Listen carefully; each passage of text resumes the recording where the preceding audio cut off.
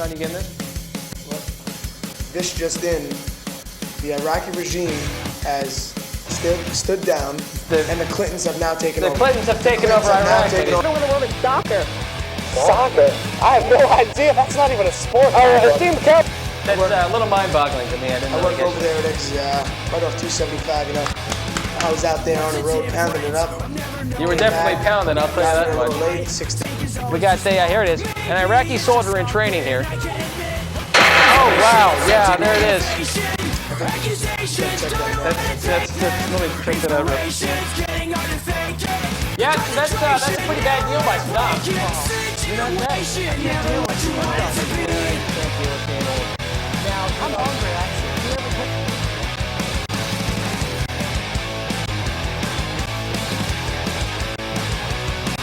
Hi, hello, and welcome, ladies and gentlemen, to a terrific, huge show of prime time. This is going to be so big, you know, I even busted out the old referee's attire just for old time's sake. And, you know, this show was going to be huge. It really was going to be huge. Until, sadly, we had a casualty, and that our side man, Sean, everybody's ladies man, Chamberlain, went down. He didn't get an injury, you know. He obviously didn't get hurt or anything like that. No, he's a lacrosse fanatic. Yeah, there he is. In memory of Sean Chamberlain, we got his helmet over there and his mic. My floor guy, my right hand man. He's we lost him for this show, so that's a big kick in the pants for us. Nonetheless, going to be a fabulous show for you, a huge show. I really don't feel like taking phone callers tonight, but nonetheless, that doesn't sacrifice what we're going to have here. You know, first off, every show, for those of you who are not familiar with it, we like to do a little thing called Primetime Tidbits. And right now, tonight, I'm going to start that up. And it's just basically a little rundown of the top stories of the evening, of the week, of even the past month, if they're big enough. And the first story I want to bring up tonight is a movie that was just released out. There was a movie that just started up called The Real Cancun. Yes, there it is, like a bunch of little clowns they are. The Real Cancun opened up, and it received some favorite reviews. However, it is raising much debate about, and much rumors are arising on whether or not there will be a sequel on the film about The Real Cuba, starring the Elian Gonzalez family, and based on the Elian Gonzalez story. Yeah, there it is. It's, you know, that should be a bigger hit than this Real Cancun. But I think this Real Cuba thing could really get interesting too. So we'll wait for that release, as that one should be quite interesting. You know, moving on in a relating story, big news, just huge news. How about this guy right here, Mike Price? Yeah, he was Alabama's coach for about 5 minutes. Mike Price was fired from his job for having a friend over to his hotel room, a hooker of sorts. And it cost him a $1,000 food bill in his room. So that's pretty big. He, to quote him, he was quoted as saying, do people not get a second chance anymore? Do people not get a second chance anymore? A great point, a fabulous point. And it proves that, yes, indeed, people still do get a second chance. You know, but at least this guy doesn't get a second chance anymore. Moving on from that point, there's just another big story, kind of a sideline to that. Mike Price was not the only guy fired, however. Larry Eustace, Iowa State's head basketball coach, also got run from his job for participating and, you know, drinking with, yeah, there you go. There's his sidekicks right there. Yeah, they're saying we love Larry Eustace, not Larry Shields, our former director. So let's not get that confused. Larry Eustace was fired for his participation and his drinking in a college party. The protesters from the campus were just furious at this, mostly because they thought he was fired for reasons that he shouldn't have been, and also because they now have no one to buy them beer. So that's a real kick in the pants for them, as their Friday nights are going to be a little less entertaining. Another big story here coming up, the Dixie Chicks come clean. Yeah. And this month's issue of Entertainment Magazine, the Dixie Chicks showed off their stuff, or lack thereof, for one of the three of them, I'd say. But we won't get into those kind of details. Yeah, they were criticized for their anti-American criticisms during a European concert. However, for his criticisms, Senator Trenton Lott tried the same tactic but failed miserably. Looks like, how about Trent Lott there? You know, who would have thought? A guy that's really been, looks like he's on the juice maybe. And, you know, of course, he said some things he shouldn't have said, and so he's trying the same tactic that the Dixie Chicks said, but that's doesn't look like that's going to work for him. Moving on anyway, after seeing that pleasant picture of Senator Trent Lott, Monica Lewinsky, the girl next door. Monica Lewinsky, you know, so proud to have her as your daughter, I'm sure. Monica Lewinsky, the star of the show that's now becoming quite popular, Mr. Personality, a show she says she loves so much, not only because she thinks men should actually be judged by their personality themselves, but men should also be judged by their sacks. So that's a pretty big factor too. And that, ladies and gentlemen, is Primetime Tidbits for the evening. And, you know, we run down the stories, just the basic things we had, you know, just the usual stories of the night and the evening. And, God, it's just not the same without Sean here. You know, our guy over there, our hard hat man, he's a construction worker by day and he's on TV by night. And, God, it just feels so lonely. But I busted out the referee shirt because when I used to do this show, I used to do it flying solo. So this kind of makes me feel a little bit better about myself. God, we're running down the hour here. We've got, looks like 20 minutes left in this show. And as I said, I really don't feel like taking phone callers, just basically because I'm not in that mood. Just I don't feel like talking to people over the phone, and that's that. Nonetheless, you know, there's another big thing that Sean, you know, I talk about the guy all the time, but Sean and I, we announced a girls lacrosse game. Something I've never seen a girls lacrosse game before, and Sean, as I said, is a lacrosse fanatic. He knew every single rule there was about the game, every single strategy, what have you. And what actually happened in the game was something I've never seen before. I did play-by-play announcing the game, and Sean did the color, just the analysis of the game, and you'll see it a couple of weeks probably on cable. But right now we have an exclusive clip of part of the game.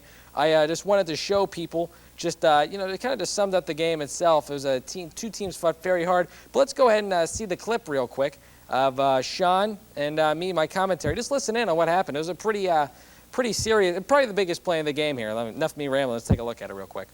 Trying to make the next pass to Amanda McCall. Sophomore sensation. Amanda looks like she's going to take this one herself. She splits the defense. As a Mary, I'm not a guy that would like to laugh, but she took a she took a pretty serious ball there. Face pan. Yeah. See play on that maybe down there in the booth. Sure. It looks like. Oh, there we go. Here it comes. Oh! Boom! Oh, jeez. That'll be on ESPN tonight. Look what she's wearing. She's wearing she's wearing shoes.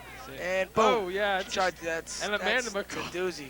Play of that. And she's laughing it off. It's okay, yeah, people. It's fine. We got that on TV, so it's okay. She took a face plant that was wicked. Can we get a replay? Yeah, as you can see, that was a pretty serious spill, and we replayed it a good 2 or 3 times just so we could see what exactly happened. Looks like maybe she got her feet tripped up, or maybe she got a stick between her legs. You know, there's just so many factors that could go along with that, and we hated to speculate, but at the end, it looks like she just tripped. And after about 4 or 5 replays, we figured that out. So I hope you saw that, and that's just a different perspective from this show, as we like to hit all the bases here on Prime Time. You know, we'll go to a 30-second commercial break here real quick. We'll be right back here on Prime Time with plenty more actions. We got a person feature, one of Prime Time's people, a new feature for this show, and we're also going to have a visit from everybody's favorite newscaster, Geraldo Rivera. So please stay tuned, and we'll see you about 30 seconds, people. Honey, would you get me some ice cream? Ice cream. Please. Yeah. Thank you. Some things you just can't do without. It happens every night, all across America.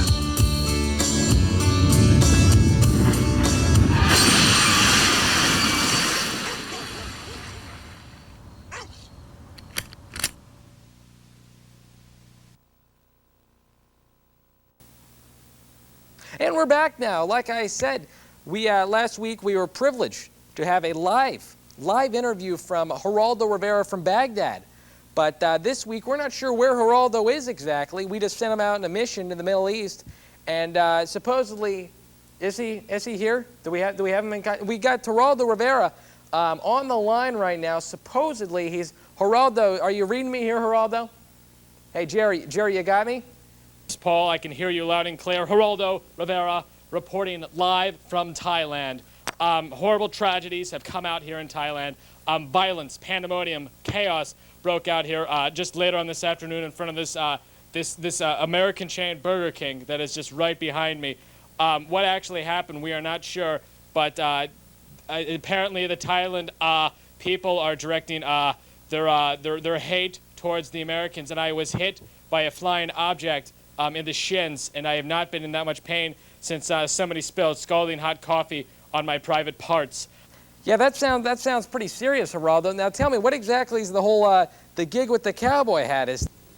Yes, Paul. I don't know if you're on some substance or what your deal is, but this is actually a beret, not a cowboy hat. You incompetent fool. Whether or not you can't see me very well or hear me, I just don't understand what you're confused with this. This is the beret I wear. It's especially fun with the ladies. I wear this. Wait a second. What's this all here about ladies? Rumor has it that you've been dating guys, Geraldo. That is completely untrue. Dating guy, that's appalling. Dating guy. I haven't dated a guy in at least 6 months, Paul. So where that came about, I'm not sure. What I can tell you though is the ladies have been all on me for some reason. Maybe it's just a whole on-action scene. In fact, ladies, if you are looking for a man with a beret and 2 inches of thick chest hair, just call the Raven Italian, Geraldo Rivera. Once you go hairy, I might add, you'll always be merry. Just remember that. That is a fact. Paul? It's probably the most ridiculous thing I've ever heard in my life, or the most disgusting. And Geraldo, we thank you for that, sort of. Yeah, say what you will, Paul, but it is the truth, and I do have proof of that. If you would like to see, or if not, which yeah. Woo! Geraldo, is there anything else you have exactly in terms of like a story?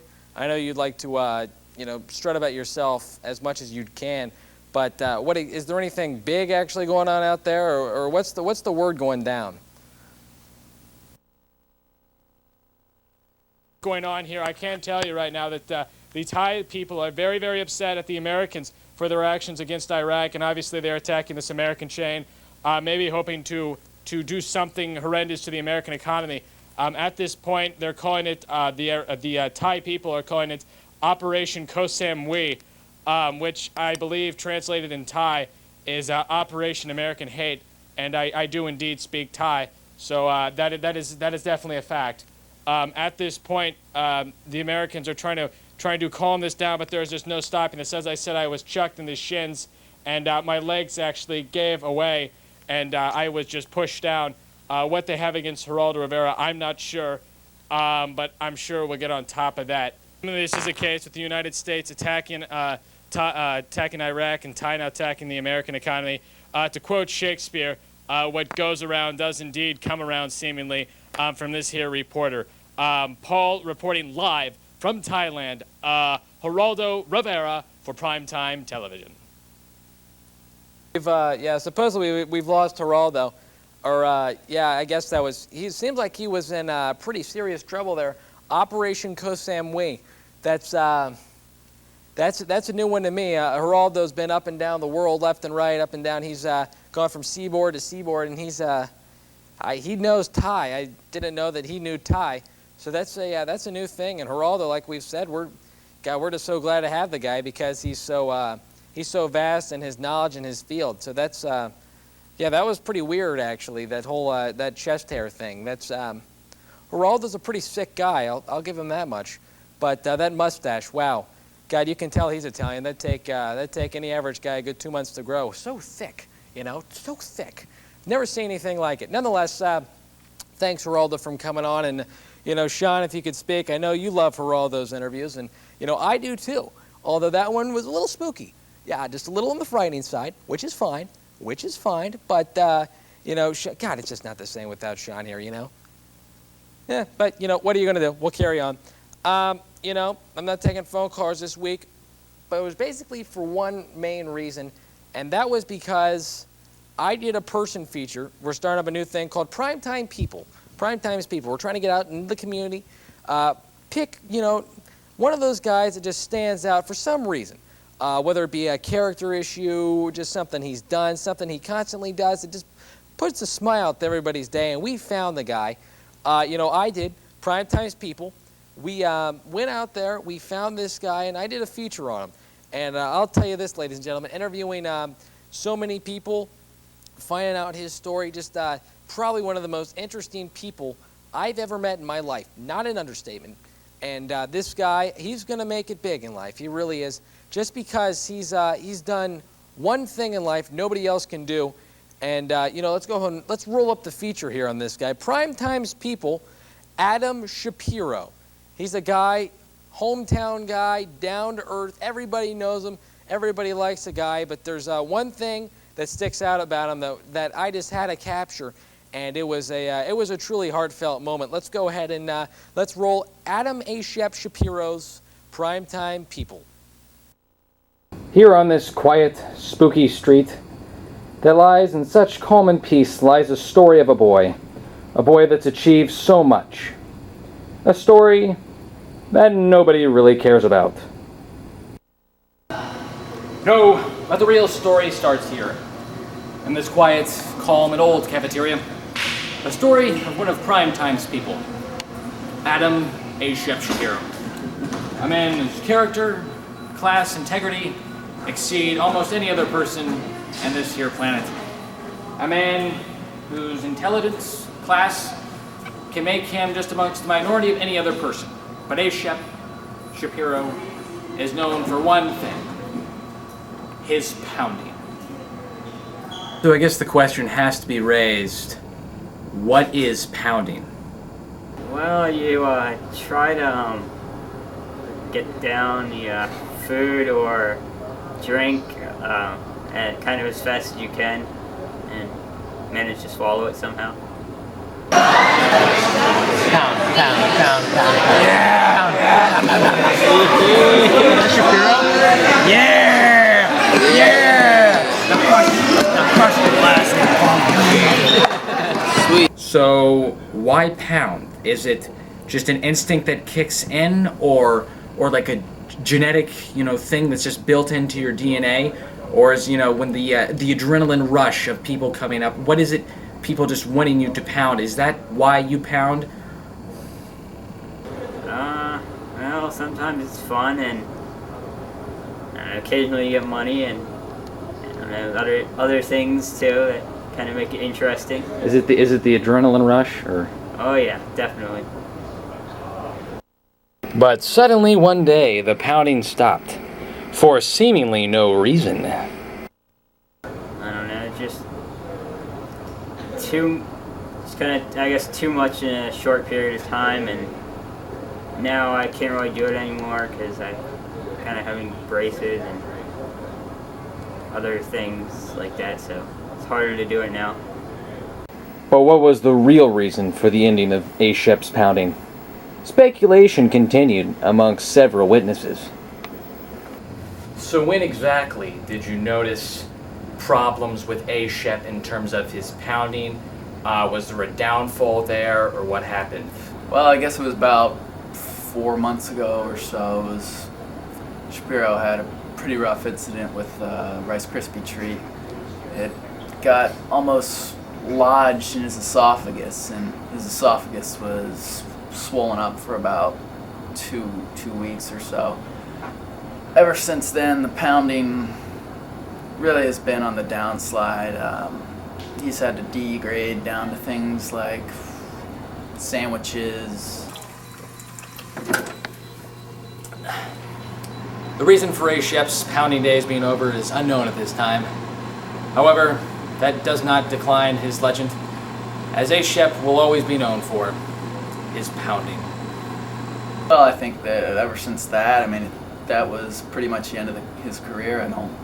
I don't see him making much of a recovery at this point. He's definitely past his prime, and some of us peak early, some of us peak late. In this case, Shapiro's career, he peaked a little bit early, but we all wish the best for him. Well, obviously, you're one of the best at it. Certainly one of the best we've seen. What can you sum up about your pounding career? It's not good to eat the salt crackers.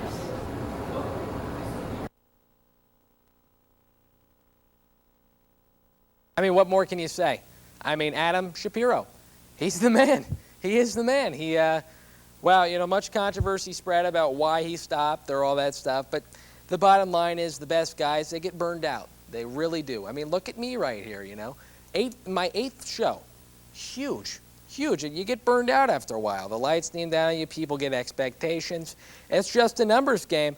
And, you know, for A. Shep, he just lost his touch at the end. But still, nonetheless, his service, his duties, you know, just a great guy. Primetime's people. I'm still looking for more features. That's just one guy. I know there's another A. Shep out there. I know there's another Adam Shapiro. Heck, I know there's another Geraldo Rivera out there, sadly. And if there is, lock your doors tonight, ladies and gentlemen, because that guy could be coming for you. And I guarantee he's not looking for his razor.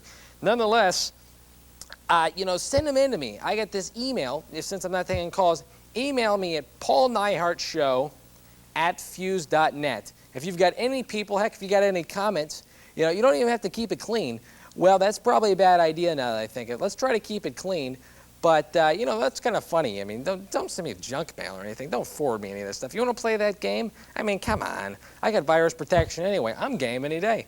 I mean, send your stuff to me. Chain letters, fine. You know, see if they get on the show. You know, I'm not bitter about it, though. I'm just saying, if you want to send me some stuff, Paul Nyhart Show, PaulNyhart show @fuse.net. Send me this stuff up. I'd love to hear more from these people profiles. You know a best friend of yours that wants to get on, you know, not necessarily this show, but if he's intelligent, got this integrity, does something weird, you know, as long as it's not too weird and it's kind of funny, I'll do it anyway. And like I said, if you got any more comments about the show, about life, about Monica Lewinsky and her Mr. Personality, just blockbuster of a show, just let me know. And we'll cover that up. Well, right now we're running down the bottom of the, running to the top of the hour here. So just a little sign-off thing as I'm sitting to get run off here. You know, we couldn't have Sean Chamberlain here tonight, but special thanks. We got to Clark Brent, our director, the man that controls my mic, so probably the second most important man in the world.